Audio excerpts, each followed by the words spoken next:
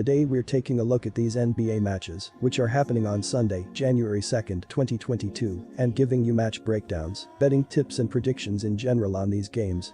Welcome back to High Stakes, let's get straight into it. Also, don't forget to subscribe to get notified as soon as we release these sport prediction videos, and if you would like more betting tips and predictions, then check out our Patreon in the link down below. Our new Patreon is a way for us to help you improve your chances of making more money. 5 plans are available for each and every one of you. You can get 30 extra betting picks all the way up to 500 extra betting picks per month. Stop wasting hours of your time searching for bad betting advice that ends up costing you a lot of money. Join the High Stakes Patreon now and get the best betting picks and advice. New York Knicks vs Toronto Raptors. The New York Knicks come into this game in need of replacing their top scorer Julius Randle and his 19.3 points per game, health and safety protocols. Along with scoring contributions, Randle also provides New York with rebounding and distribution, averaging 10 rebounds and 5 assists. The Knicks will be relying on R.J. Barrett and Evan Fournier to pick up the slack, as they are averaging 15 and 12.9 points, respectively. As of late Saturday night, there was no official line for this game, but I am expecting a big win for the Raptors. Toronto has dealt with injury issues throughout this season, but they currently have their top players healthy. The Knicks on the other side are extremely short-handed. Toronto is playing well right now, having covered the spread in 8 of their last 10 games, and the Knicks have failed to cover in their previous 6 games as an underdog. New York has also failed to cover in their last 9 trips to Toronto. Our first betting advice is to pick Toronto Raptors to cover. On Friday, the Toronto Raptors snapped their 2-game losing streak with a 116-108 win over the Los Angeles Clippers as a 6.5-point favorite. Fred VanVleet led the Raptors with 31 points in the win. Pascal Siakam also had a huge game with 25 points and a career-high 19 rebounds. The Raptors were outshot 41.7%, 40-96, to 48.7%, 38-78 by the Clippers, but Toronto gained the 18 extra shot attempts and 14 extra free throw attempts thanks to a 54-37 rebounding advantage. The New York Knicks have an extensive injury report. Most notably Julius Randle, who leads the team with 19.3 points, 10 rebounds, and 5.0 assists per game, who is out due to the league safety protocol. Kemba Walker, 13.6 ppg, is out with left knee soreness, and Derrick Rose, 12 ppg, is recovering from surgery. Evan Fournier, 12.9 ppg, is dealing with ankle issues as well, but is questionable for Sunday's game against the Raptors.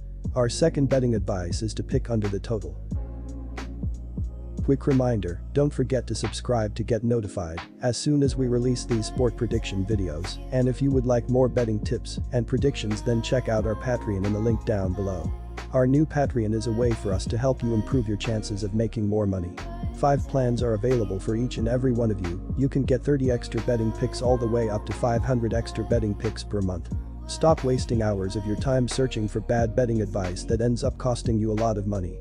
Join the High Stakes Patreon now and get the best betting picks and advice. Indiana Pacers vs Cleveland Cavaliers. The Cavs lost to the Atlanta Hawks Friday and have dropped 4 of their last 5 games. Cleveland was still playing without 3 players who are in the health and safety protocol and saw their streak of consecutive 100-point games end at 17. The Cavaliers got Ed Davis, Dylan Windler, and Lamar Stevens back from COVID, but were still without C.D. Osman and Darius Garland in their last game against Atlanta. Jarrett Allen is expected to be available for this game. The Pacers still have Karis LeVert, but their backcourt is looking equally as barren as the Cavs these days. Malcolm Brogdon, the team's leading scorer, is gone. They're also playing without Chris Duarte and Jeremy Lamb. And TJ McConnell is still recuperating from wrist surgery. That guard position is a black hole. Speaking of black holes, have you seen Indiana's road record this season? They have only won 3 games away from their home building.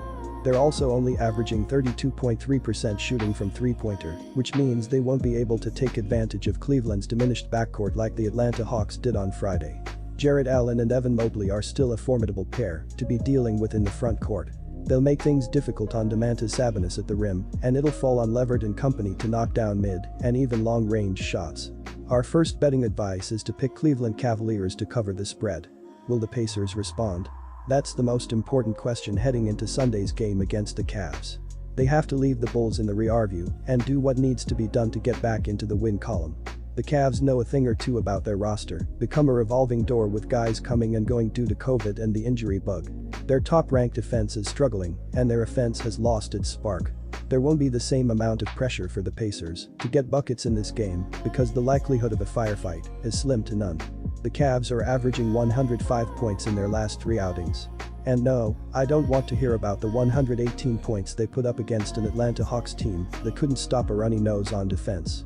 Domantas Sabonis and Karis LeVert have to put the team on their back like they did against the Bulls with Malcolm Brogdon and Chris Duarte still in the health and safety protocols. Our second betting advice is to pick under the total. Orlando Magic vs Boston Celtics. Giannis Antetokounmpo was too much for Orlando to contain. You want to get it out of Antetokounmpo's hands, but he's got 4 shooters around him, Orlando coach Jamal Mosley said to AP reporters after the game. You say you will live with certain things, but he's so efficient in how he gets to the rim. They're world champs for a reason. The Magic are having an abysmal season, but they may have found something in Franz Wagner. Franz Wagner is already looking like a candidate for Rookie of the Year, but no rookie is saving this Magic team's sluggish offense. Sure, they had a couple of solid outings against the Milwaukee Bucks, but they haven't proven they can be consistent. They're fortunate to even score 100 points in games these days. The Celtics will be getting an offensive boost with Dennis Schroeder expected to return to the lineup. However, they could get an even greater boost if Jason Tatum gets the green light to play.